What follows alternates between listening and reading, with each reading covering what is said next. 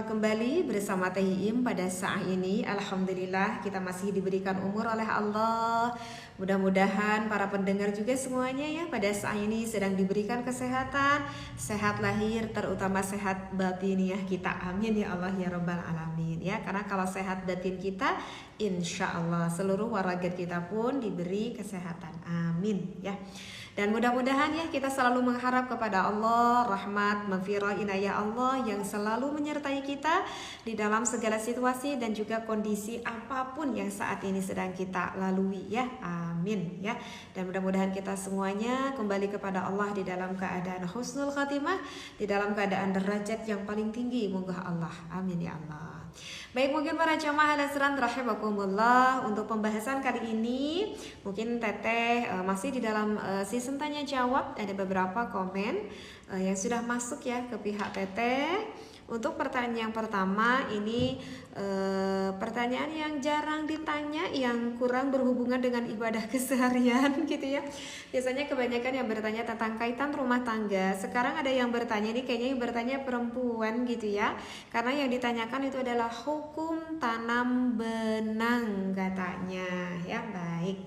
Bismillahirrahmanirrahim. Alhamdulillahirrabbilalamin. Wassalatu wassalamu ala asrofil anbiya'i wal mursalin wa ala alihi washabihi ajma'in. Amma ba'd.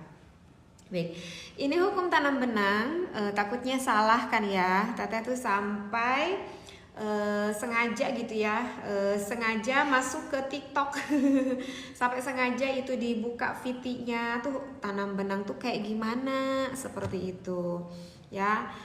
Oh, kalau Teteh udah lihat di video itu, tanam benang itu ya kayak seperti yang ingin misalkan yang ingin hidungnya mancung gitu ya, sehingga kalau Teteh lihat tuh di videonya kayak dimasukin apa itu ya, benang apa kawat, nggak ngerti ya Teteh juga apa ya dimasukkan gitu.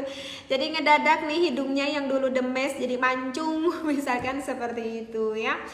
Masya Allah tabarakallah ya. Mungkin kenapa ini orang bertanya seperti ini, karena mungkin untuk zaman ini kayaknya udah tren gitu ya. Karena untuk zaman-zaman ketika Teteh kecil itu kayaknya Teteh jarang banget ya mendengar istilah tanam benang, dan mungkin ini merupakan sesuatu hal yang begitu tabu ya.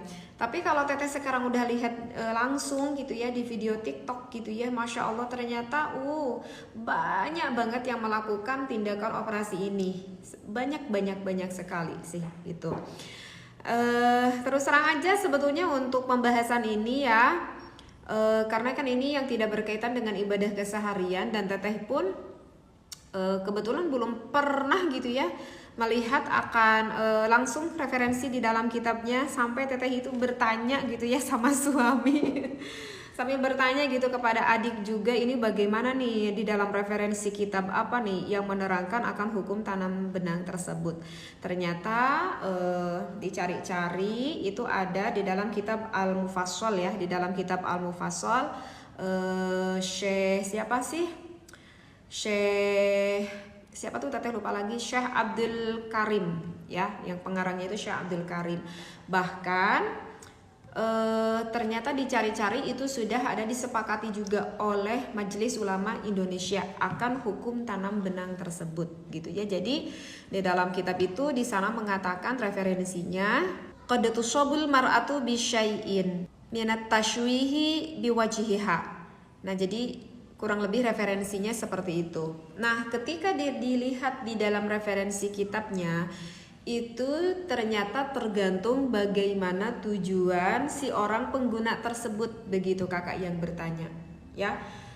Kalau misalkan kita melakukan tindakan operasi atau dengan istilah tanam benang ataupun istilah medis kedokteran yang lain lah, nggak tahu apa itu istilahnya, Teteh juga di dalam kitab itu kalau misalkan bertujuannya untuk suatu kemaslahatan gitu ya, maka itu hukumnya diperbolehkan karena untuk menggapai suatu kesehatan.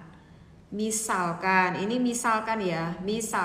contoh, ada kasus misalkan seorang perempuan mendapati suatu musibah, misalkan kebakaran, seumpamanya kebakaran gitu ya, atau misalkan naudzubillahi min dzalik gitu ya. Teteh juga pernah mendengar ya, ada di beberapa kasus berita ada tindakan orang yang zalim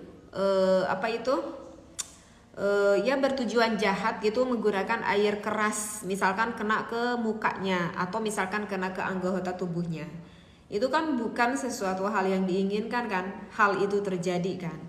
Nah, kalau misalkan tujuannya untuk kesehatan karena ada perubahan cacat yang terjadi terhadap kondisi fisik tubuhnya, maka itu hukumnya diperbolehkan di dalam kitab itu. Gitu ya, di dalam kitab itu hukumnya diperbolehkan. Yes. Karena kan ada perubahan yang mungkin saja nantinya berakibat fatal terhadap fisiknya ataupun mau terhadap psikisnya. Misalkan naudzubillah terdapat kecelakaan kebakaran sehingga mukanya itu cedera atau kulit badannya itu cedera, sehingga kalau misalkan ini tidak dilakukan tindakan operasi, nanti sangat mengganggu terhadap kesehatan ini orang. Misalkan saraf-sarafnya ada yang harus diperbaiki misalkan, sehingga harus melakukan tindakan operasi. Berarti kan ada suatu mengijir kemaslahatan. Ya kalau itu sih nggak apa-apa. Atau misalkan bisa saja mengganggu terhadap psikisnya. Ini aduh kasihan banget ini gitu ya, dikarenakan terjadi suatu kecelakaan, apalagi ini perempuan, takutnya nanti mentalnya rapuh, takutnya nanti psikologisnya juga jadi terganggu, sehingga ini si wanita jadi tidak percaya diri dan takutnya nanti ujung-ujungnya bagaimana. Nah, apakah untuk wanita ini yang mendapati musibah tersebut boleh melakukan tindakan operasi, misalkan dengan melakukan tanam benang atau apalah istilahnya yang lain, operasi apa, itu hukumnya diperbolehkan. Karena mengejir suatu kemaslahatan, mencegah suatu kemadaratan yang lebih besar. Jadi gitu kakak ya, yang teteh ketahui yang barusan referensinya yang teteh bacakan seperti itu. Tapi bagaimana teteh ya, pada zaman sekarang mah emang sengaja gitu dioperasinya, tanam benangnya itu disengaja gitu ya, karena merasa tidak sempurna aja mungkin perasaan hatinya dengan bentuk yang udah Allah kasih gitu ya kepada kita. Ya kalau dengan sengaja-ngajak seperti itu, kalau yang ada ini juga di dalam referensi kitab yang lain, itu ada di dalam kitab Nailul Autor, itu hukumnya diharamkan, nggak boleh. Dan itu termasuk merubah akan ciptaan Allah, itu haram, nggak boleh. Jadi kemungkinan besar pada zaman sekarang wanita-wanita yang tadinya hidungnya demes jadi hidungnya mancung dikarenakan operasi tersebut, kalau berbicara fikih itu hukumnya diharamkan. Apalagi kalau misalkan bertujuannya ditambah-tambah lagi mempercantik diri, itu bukan karena tujuannya untuk suami, tetapi bertujuannya entahlah tujuannya untuk apa, itu bisa tambah lagi double nanti itunya. Apa itu dosanya seperti itu. Jadi kakak yang bertanya, begitulah jawabannya. Ya, itu tergantung bagaimana tujuan kita gitu. Kalau tadi apa kak? Kalau ada suatu kemadaratan, mengejar suatu kemaslahatan, dikarenakan ada suatu kejadian musibah akhirnya kita cacat, itu nggak apa-apa, kita melakukan tindakan operasi. Meskipun setelah melakukan tindakan operasi tersebut itu wajahnya jadi berubah semakin lebih cantik sebelum dari kejadian musibah, itu tidak apa-apa karena mengejar suatu kemaslahatan. Tapi kalau misalkan kita yang sehat-sehat aja, yang tidak terdapati apa-apa gitu ya, ya artinya ya berfungsi, ini hidung masih tetap berfungsi dengan baik, ya udah gitu. Seperti itu, karena itu kan nanti bisa dikatakan berbeda kalau seperti wanita menggunakan kayak dandan, kayak pakai lipstick, pakai eyeshadow, itu hukumnya diperbolehkan karena kan itu sifatnya hanya sementara saja. Seperti itu. Jadi begitu kakak.